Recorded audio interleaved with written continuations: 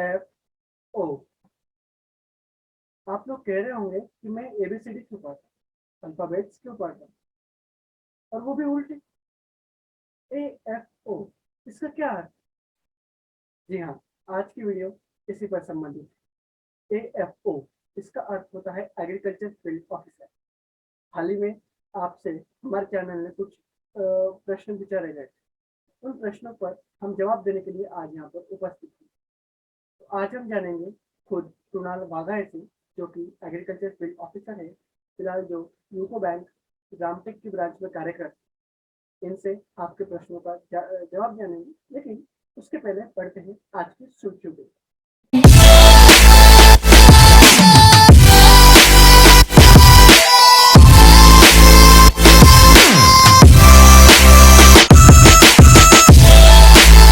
कुछ बहुत से चेंजेस हुए हैं एग्रीकल्चर फील्ड में। तो प्रमुख एग्रीकल्चर फील्ड में क्या है, जरा जान लीजिए। सबसे पहली सुर्खी आ रही है केंद्र सरकार की तरफ से। उनका कहना है कि उन्होंने तैयार कर लिया है एक लिक्विड फॉर नैनो फर्टिलाइजर, ये जो कि यूरिया है, जो कि पूरे विश्व में पहली बार हुआ है। और यही आप इस बाजू की वीडियो में भी देख पा रहे होंगे। हाल ही में इसका लॉन्च किया गया था, जो कि कल या परसों में हुई थी, जो कि जनरल बॉडी में थी। उसके बाद में दूसरी सुर्खी कुछ इस तरह। आपको पता होगा कि भारत में आम का तो एक्सपोर्ट होता ही होता है। ये आम का एक्सपोर्ट पूरे उत्तर में और दक्षिण में तो होता ही था। इसी के साथ में पिछले 5 सालों में ये पश्चिम की तरफ भी बहुत बढ़ा है। इसके साथ साथ पहली बार भारत ने साउथ कोरिया को भी अपना फूड एक्सपोर्ट किया। इसी के साथ ये तीसरी खबर है एमसीआर की तरफ से। एमसीआर ने हाल ही में एक नोटिफिकेशन जारी किया है, जिसमें उन्होंने साफ साफ कह दिया है कि हॉल टिकट ऑनलाइन होने वाली है, और जो डेट टेंटेटिव थी उनको फाइनलाइज कर दिया गया है और दिए हुए 20 सेंटरों पर होगी। इसका परिपत्रक अब बाजू वाले स्लाइड पर देख पा रहे हैं। इसके बाद बढ़ते हैं आज के मेन वीडियो की। नमस्कार, मैं हूं आनंद जिजल और आप देख रहे हैं एग्री युवा। हमने आपसे पिछले वीडियो में कुछ सवाल दागे थे। उन सवालों से आपको पूछा गया था कि आप सवाल दागी, हम उसका प्रतिशत उत्तर देंगे। और आज हमारे साथ एएफओ शामिल है, एएफओ उपस्थित है, जिनका नाम है कुणाल वाघा। मैं आप इनके बारे में थोड़ी सी दो बातें बता देता हूँ। कुणाल जी वाघा, इनका जो लाखनी में हुआ था, इन्होंने अपनी स्कूली शिक्षा लाखनी से ही कर ली। उसके बाद में इन्होंने अपनी ग्रेजुएशन बीएससी ऑनर्स एग्रीकल्चर में करी थी, जो कि रामकृष्ण बजाज कृषि महाविद्यालय पिपरी वर्धा से। इसके बाद में उन्होंने हाल ही में एएफओ पास आउट किया हुआ है। तो सीधे ज्यादा वक्त न गवाते हुए चलिए सीधे उनके पास चलते हैं और आपके प्रश्नों का जवाब। धन्यवाद।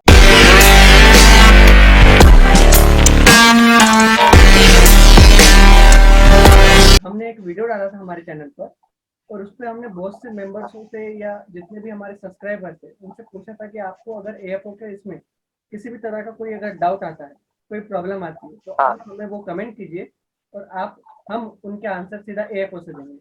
तो आज के हमारे गेस्ट है कुणाल वाघा जी, लगे हुए हैं एज अ एएफओ। अब एग्रीकल्चर फील्ड ऑफिसर होता क्या है, सबसे पहले आप उनसे ही जान लेते हैं। कुणाल जी। एक्चुअली एग्रीकल्चर फील्ड ऑफिसर, उसके नाम से हमें पता चलता है कि बैंक में काम है, लेकिन उसके साथ आपको फील्ड इंस्पेक्शन के लिए भी जाना पड़ता। मीन्स इसमें ऐसा काम है कि जब फार्मर आपके पास आ रहे और फार्मर जब लोन लेते तो एग्रीकल्चर पर्पस के लिए लेते। That may be dairy loan, that may be any type of loan, goat loan और fishery loan. So mostly the agriculture graduate which well know about agriculture, that only can give up loan to them, as they have to inspect. If for example if someone is taking a dairy loan, so we only know which breed we should make to farmer that they should purchase that breed. Also we only know that what is the area requirement for one buffalo or one cow. This thing is not known to probationary officer, as they are from engineering background or from some different other background. This thing only we know. Therefore this position is for us as on this only. जी, तो आप सबसे पहले आपका जो qualification field है, जो BSc agriculture है, क्या वही स्टूडेंट सिर्फ एएफओ के लिए एलिजिबल है? हाँ, for any competitive there is one thing that any graduate can appear, and also in AFO any graduate can appear. for example, it is any criteria that BSc Agriculture or BSc Horticulture or any allied agriculture science field is only appear or only eligible for that? Everyone can give it. That may be from fishery, horticulture, means कहाँ से भी degree रही तो भी आप eligible है. जी, general sciences की degree eligible है क्या इनके लिए, जैसे कॉमर्स है, साइंस है, आर्ट्स है? ना, ओनली एग्रीकल्चर ग्रेजुएट. और in agriculture there are means other subject likewise horticulture, fishery, that thing. और BTech agriculture also that student also can appear for this exam. यानी सीधा सीधा अपन ऐसा कह सकते हैं एमसीआर के अंडर में जितने भी कोर्सेस है वो सब एलिजिबल है ग्रेजुएशन कोर्स. या ओके सर, जैसे आपका जो क्वालिफिकेशन का नाम है या फिर आपका जो डेजिग्नेशन है वो है एग्रीकल्चर फील्ड ऑफिसर, तो इसमें कोई फील्ड वर्क भी होता है कि सिर्फ डेस्क वर्क होता है? फील्ड वर्क होता है ना. मीन्स एक्चुअली अगर कोई लोन ले ला एग्रीकल्चर के लिए जी. तो मीन्स अपने को जाना पड़ता है कि एक्चुअली उसके पास लैंड है क्या. For example, if some farmer is taking Kisan credit card loan, that is KCC. So in that we have to means we have to go on field whether that particular farmer have land or not, what type of cropping pattern is he growing, means on that basis we have field work.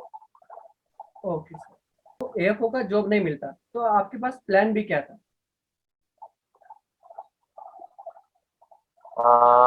Plan भी तो मैंने पहले तो सोचा नहीं था. Actually, I was very consistent in my work. Still I was having as a MSc in agronomy from PDKV Akola. So अगर ये नहीं हुआ रहता तो मेरी MSc चली रहती. And again I was preparing for some other exam, that may be FCI, that is Food Corporation of India, IFCO, and General Banking also. Sir, जैसे कि आपने बताया कि ग्रेजुएशन होने के बाद में बहुत से कॉम्पिटिटिव एग्जाम्स है, जैसे एएफओ है, इफको के हैं, फूड कॉर्पोरेशन के हैं या फिर एमपीएससी है, तो आप इनमें से किसको प्रेफर करते हैं अगर ये आपको नहीं लगता तो? या फिर अगर आप अभी फ्रेशली ग्रेजुएट हैं, जी आप अभी फ्रेशली ग्रेजुएट हैं, तो आप किसको ज्यादा प्रेफरेंस देंगे? स्पेशली अगर स्ट्रॉन्ग पॉइंट देखा जाए तो मेरा स्ट्रॉन्ग पॉइंट में इंग्लिश या फिर जो मैथ जो था मेरा बहुत स्ट्रॉन्ग पॉइंट था. जी जी. इसलिए एक्चुअली जो भी, और एग्रीकल्चर भी स्ट्रांग है तो एफसीआई में भी जो प्री रहती है वो वही रहती है जैसे बैंकिंग की रहती है, इफको में भी वही प्री है. तो एक्चुअली मेरे को यही जाना था. अदरवाइज अगर मैंने एमपीएससी लिया रहता तो उसमें सब कुछ सिलेबस चेंज होता एंड वो मेरे लिए उतना आसान नहीं रहता जितना ये चीज आसान है, क्योंकि यहाँ पे मीन्स मेरा बहुत कुछ मीन्स एक अच्छा पॉइंट पे हूँ मैं, जो मे बी मेरा मैथ रहे या फिर इंग्लिश रहे या फिर रीजनिंग रहे. मेरा तो ऐसा है कि जो आपके पास है, whatever you have resources, पहले उसको यूज करो. यानी जो पहले चीज आती है पहले उसको अच्छे से कर लो. अगर नहीं हो रहा या फिर आपका अगर दूसरे में इंटरेस्ट है तो फिर उसमें भी फिर ला सकते हो आप, लेकिन जो पहले स्ट्रॉन्ग पॉइंट है उसको और स्ट्रॉन्ग करो, क्योंकि कॉम्पिटिटिव में मिस जो स्ट्रॉन्ग है उसको स्ट्रॉन्ग बनाओ. अच्छा सर, अब सर मुझे आप ये बताइए कि अगर ग्रेजुएशन हो रहा है और वो स्टूडेंट ग्रेजुएशन के फाइनल ईयर में या फिर कंसीडर कीजिए आप 7th सेमेस्टर में है या 8th सेमेस्टर में, क्या वो आईबीपीएस एएफओ के लिए एलिजिबल है प्री एग्जाम्स के लिए? He can give pre, he can also give mains, but there is a problem when he or she is giving interview, क्योंकि उस वक्त डॉक्यूमेंट चेक होता है और आपके पास पीडीसी की डिग्री होना चाहिए या फिर डिग्री सर्टिफिकेट जो कुछ भी है वो रहना चाहिए. यानी आपका मानना ऐसा है कि ग्रेजुएशन कंप्लीट हो जाना चाहिए? हाँ, ग्रेजुएशन कंप्लीट होना चाहिए. आपने जो भी स्ट्रगल किया इस फील्ड के रिलेटेड, क्या आप वो थोड़ा सा शॉर्ट में बता सकते हैं? एक्चुअली मेरा स्ट्रगल मीन्स जब मैं डिग्री कर रहा था तो उसी वक्त मेरा एग्रीकल्चर का बहुत स्ट्रॉन्ग पॉइंट था. उस वक्त मैं आईसीआर कर रहा था and after that private college के लिए आईसीआर बंद हो चुका था. After that I continued for MCR, but तभी से एक स्ट्रॉन्ग पॉइंट था कि ICR means I was doing ICR in agronomy. So उस वक्त से मेरा अच्छा पॉइंट था कि बेसिक मेरा बहुत सब कुछ कवर अप था when we talk about agriculture. लेकिन डिग्री होने के बाद कोविड आ गया और उसके बाद सब घर पे ही थे एंड आई वाज आल्सो। तब एमएससी के लिए जब जो एडमिशन थे तब लेट थे, तो जी उस वक्त फिर एक्चुअली मैंने जुलाई से चालू किया जो कुछ भी मेरा जो प्री का था, एंड जुलाई अगस्त सितंबर अक्टूबर नवंबर इस वक्त मैंने प्री किया। एंड इन दैट शेड्यूल दिन भर मैं प्री का करता था और जी रात में मैं 6 से जो कुछ भी मेरा टाइम रहता था उस वक्त मैं मेंस का करता था। जी अब मेंस का करने के वक्त मुझे प्रॉब्लम इसलिए नहीं आई कि मेरा जो बेसिक था, बेसिक मेरा बहुत अच्छे से था, तो जो कुछ भी था जैसा करंट अफेयर था या फिर एग्रीकल्चर से रिलेटेड उसके ऊपर मैंने थोड़ा बहुत इम्पोर्टेंस दिया। लेकिन मोस्टली जब पेपर भी आया आईबीपीएस का तो एक्चुअली वहाँ पे 50+ क्वेश्चन बेसिक के ही थे, सो इसलिए that was my strong point. And जो करंट अफेयर पे थे तो वो 2-3 क्वेश्चन आ गए और उसमें भी वो भी बहुत इजी लेवल के थे, सो ऐसा हुआ था। यानी आपकी मेहनत और लक दोनों रंग लाई। हाँ, Fortune favours the brave you can say. Sir जैसे हमें पता है कि ये जो आईबीपीएस के एग्जाम है उसमें 3 स्टेजेस होते हैं, प्री एग्जामिनेशन, हाँ मेंस एग्जामिनेशन एंड इंटरव्यू। आप थोड़ा थोड़ा इनके सिलेबस के बारे में बता सकते हैं एकदम शॉर्ट में? एग्जैक्टली। प्री जो है, अब प्री में 3 सब्जेक्ट रहते। जी number 1 English, math and reasoning. अब रीजनिंग में मैं सिलेबस तो वैसे तो नेट पे हर जगह मिल जाएगा, बस जी मैं व्हाट है स्ट्रॉन्ग पॉइंट और कौन कौन सा मिस हार्ड जाता है वो चीज मैं बताना चाहूंगा। जी अब रीजनिंग में सब कुछ इजी है, लेकिन जब हम पजल की बात करते हैं and there is one topic syllogism. Syllogism easy topic है लेकिन कंफ्यूजन ज्यादा क्रिएट करता। और एक चीज है पजल, पजल जम जाता लेकिन अगर तुम्हारा जो टाइम लिमिट है उसी के अंदर आना चाहिए। जी and in pre exam means आपको आ जाता सब, आप अटेम्प्ट भी कर सकते हैं, लेकिन there is one time limit. Means you have to give your answer और whenever you are means जो भी आप आंसर को टिक कर रहे हो तो वो विद इन द टाइम आना चाहिए। उसके बाद अगर मैं क्वांट की बात करूं तो as an agriculture graduate arithmetic का जो पॉइंट रहता, बहुत जन अरिथमेटिक करते नहीं और मैंने भी अरिथमेटिक नहीं किया था। जी जी जस्ट मैंने quadratic quadratic equation, number series, data interpretation और इसे टॉपिक करके मैंने मैथ का कर लिया था। व्हेन अगर मैं इंग्लिश की बात करना चाहता हूँ तो जी इंग्लिश का जब मैं डिग्री के टाइम पे मैं डेली इंडियन एक्सप्रेस पढ़ता था जिससे मेरी वोकैबुलरी बहुत क्लियर हो चुकी थी। उसके बाद भी मैं जब प्रिपरेशन करने के वक्त बैठा तब मैं वोकैबुलरी पढ़ता था। मीन्स रोज के 5 या 6 एक ऐप आती ग्रेड अप करके, वहाँ पे वोकैबुलरी अच्छे दिए रहते और वो द हिंदू के रहते, तो उस चीज में मेरे को वो बहुत मीन्स हेल्प मिल गई। उसके बाद जब इंग्लिश का मैंने किया तो इंग्लिश में वही चीज रहता कि एक अनसीन पैसेज रहता और एज ए एग्रीकल्चर ग्रेजुएट एक वो थोड़ा इजी चले जाता मेरे हिसाब से और उसी को मैंने ज्यादा फोकस किया। उसके बाद वर्ड स्वैपिंग रहती है या फिर एक जंबल सेंटेंस करके रहते, यही चीजों को किया मैंने और उस हिसाब से मेरा इंग्लिश का स्कोर भी अच्छा था एंड बाकी रीजनिंग मैथ का तो आ ही जाता। मैं मेरे दर्शकों को बता दूं, सर ने पहले ही अटेम्प्ट में अपना एएफओ क्लियर अप कर लिया था। तो सर आपको इंटरव्यू में कुछ जो स्पेशल प्रॉब्लम्स पूछी गई थी, जरा आप वो हमें बता सकते हैं? Okay okay. जब इंटरव्यू मेरा स्टार्ट हुआ तो पहला क्वेश्चन ये था कि मीन्स मैंने बताया नहीं कि मेरा एमएससी चालू है करके, जी तो उन्होंने पहला क्वेश्चन यही था कि why banking, why not MSc. जी बिकॉज मेरा जो जो कुछ भी मेरा डिग्री के वक्त जो कुछ भी मेरा स्कोर था या फिर सीजीपीए था वो अच्छा था, जी तो उनका ऐसा बोलना था कि आपने एमएससी क्यों नहीं की, बाय ईयर ओनली। तो first question was that. Second उन्होंने पूछा कि बैकग्राउंड बताओ बोले आपका। जी तो वो बोले कि बैकग्राउंड अच्छा है बोले तो why you need a job बोले, आप घर बैठे भी खा सकते बोले। थर्ड क्वेश्चन उनका ऐसा था कि एएफओ और जो पीओ है उनका डिफरेंस क्या, डिफरेंस है पीओ एएफओ का। 3 क्वेश्चन जब मैं स्टार्ट में गया तब ये 3 क्वेश्चन सवाल उठाए गए थे।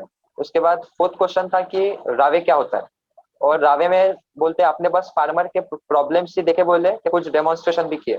जी ये पहले 5 क्वेश्चन थे। उसके बाद मीन्स मेरे पैनल में 4 लोग थे, तो second one was agriculturist.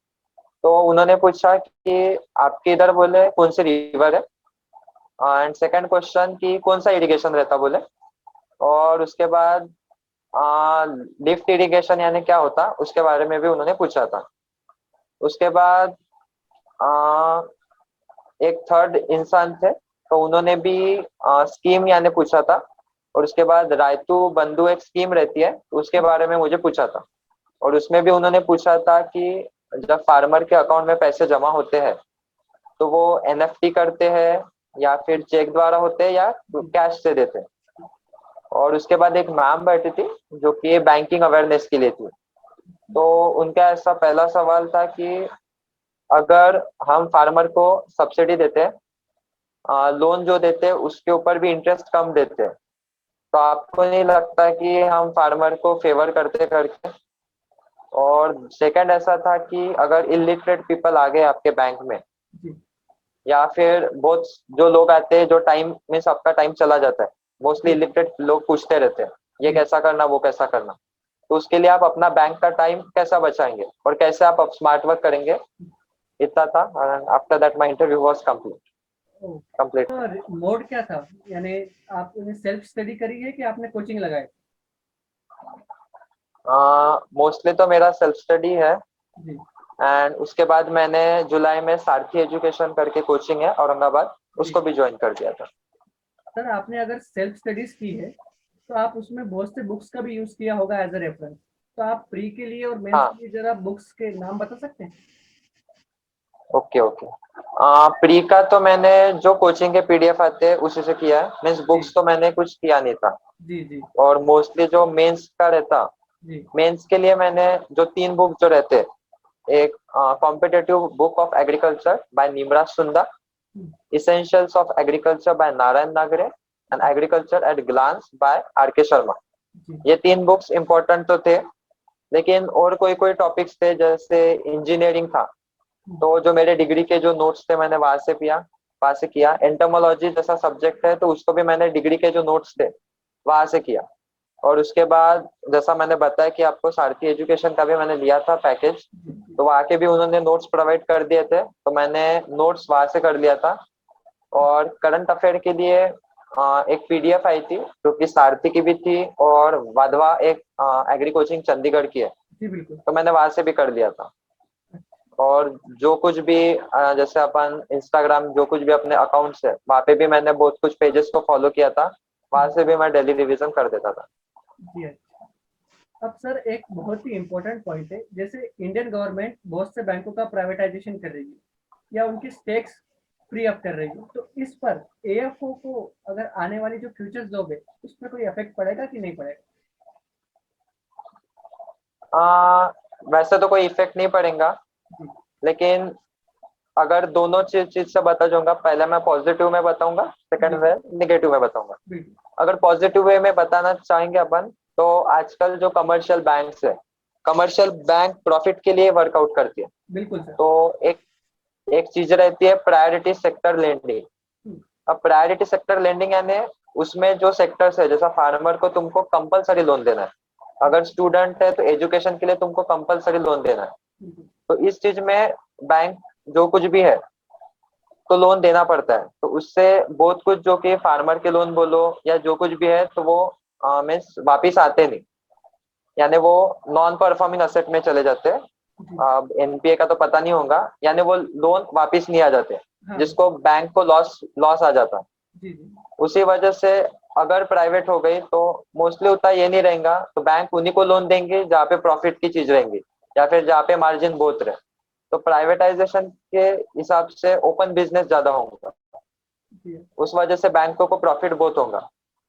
And फिर से अगर पॉजिटिव वे में बात किया जाए, तो जैसे अपनी फाइनेंस मिनिस्टर है निर्मला सीतारमन, उन्होंने डायरेक्ट अनाउंस कर दिया कि अगर बैंकों का प्राइवेटाइजेशन हो रहा तो भी जो कुछ भी तुम्हारा सैलरी है, पेंशन स्कीम है, वो वैसे का वैसे ही रहेगा।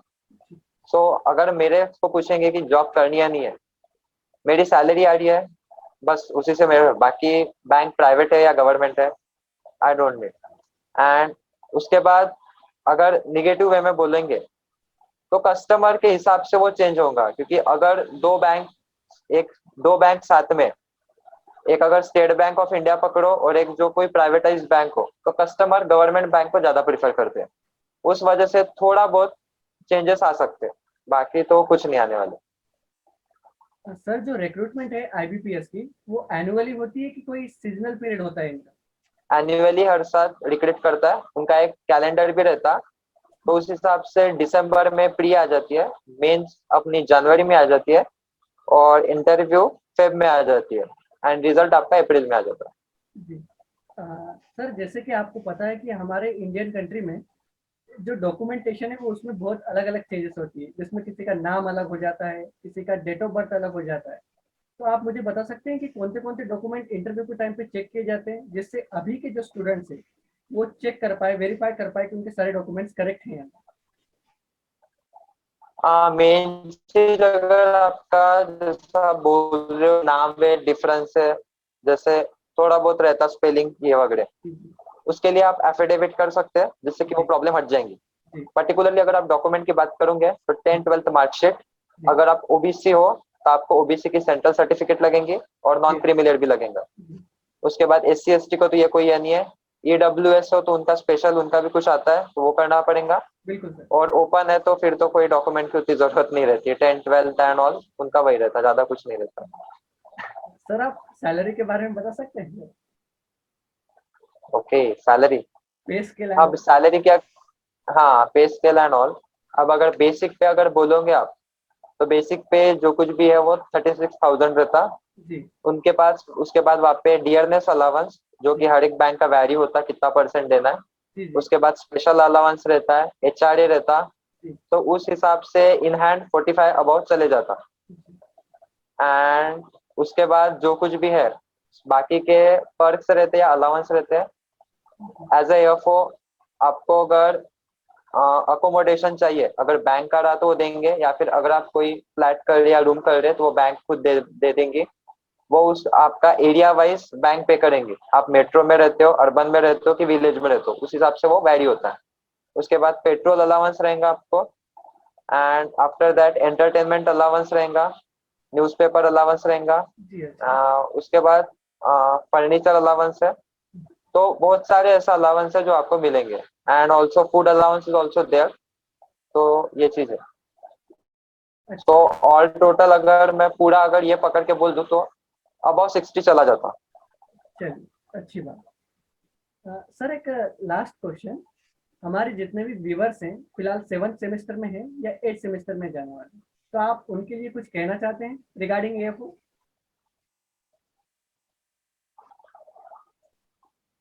रिगार्डिंग एएफओ अगर बात करना चाहो, अगर आपका एएफओ का एज अगर फोकस होगा, जी तो जी मेन चीज पहले आप अपना एग्रीकल्चर स्ट्रॉन्ग कर लिए, जी क्योंकि pre as a qualifying exam है।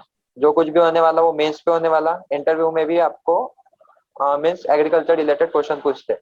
जी। तो जो कुछ भी आपका एग्रीकल्चर दैट में भी और प्रैक्टिकल पॉइंट ऑफ व्यू और थ्योरेटिकल पॉइंट ऑफ व्यू, वो अच्छे से स्ट्रॉन्ग कर दीजिए आप। सर उसके बाद जो प्री का है, प्री में बोलो बोलो। जैसे ये कोविड इरा चल रहा है, बहुत से एग्जाम्स भी हो रहे हैं सेमेस्टर लेवल पे, लेकिन बच्चे कुछ मिसकंडक्ट कर रहे हैं एग्जाम को पास अप करने के लिए, तो इसका कुछ इफेक्ट आगे इनकी कॉम्पिटिटिव एग्जाम्स पे पड़ेगा कि नहीं पड़ेगा? हाँ, मिसकंडक्ट की कोई बात नहीं रहती, अभी क्या रहता है, नॉलेज की बात रहती है या फिर कंसेप्चुअल की बात रहती है। जी अगर आपके कॉन्सेप्ट अच्छे से क्लियर है तो आपको कॉम्पिटेटिव एग्जाम में कोई उतना नहीं रहेगा। लेकिन अगर अभी नहीं रहे तो आपको कभी तो भी क्लियर अप करना पड़ेगा। इसलिए अगर अभी क्लियर है और अभी आपने मिसकंडक्ट नहीं किया, या फिर सिंसियरली अगर आपने पेपर दिया, या फिर जो कुछ भी पढ़ा, तो आगे आपको बहुत काम आएगा। लेकिन अगर अभी आपने नहीं किया तो आगे आपको पढ़ना पड़ेगा। तो शायद अगर 1 साल में आपका हो गया रहता सिलेक्शन, तो शायद आपको 2 साल भी लग सकते हैं, इस वजह से। थैंक यू भैया। थैंक यू सर, हमारे साथ बने रहने के लिए और हमारे दर्शकों को आपका मार्गदर्शन देने के लिए। It's really means a lot for us. Thank you sir. या थैंक यू, वेलकम।